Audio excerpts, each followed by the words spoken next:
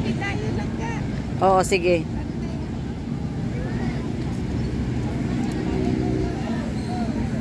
Hirap nito kasi ang layo ng linakad namin eh. Malayo nga, tsaka... Kasi hindi, Ay, dati walang din na makaparking sakyan dito. anong oras kayo nandito? Alas 5.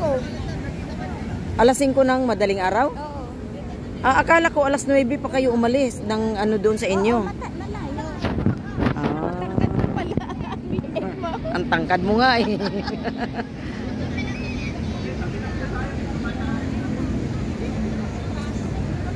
Ayan guys, ang laki na pinagbago na ng Lunita. Ngayon na lang ulit ako nakapunta. Ayan. Ang daming tao.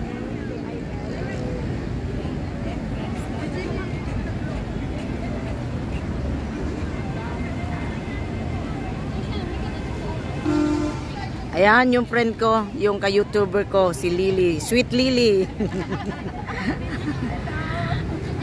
Upload ko lang to ng ano, mga ilang minuto. Pag nag-upload nga ako ng video, wala nang thumbnail, diretso na ako. Kasi di ko na alam kalikutin eh, nakalimutan. Nalimutan ko na nga rin eh. Nakakalimutan. Wala na rin nagpupunta sa mga LS. Wala na, tinatamad na. Sino lang yung talagang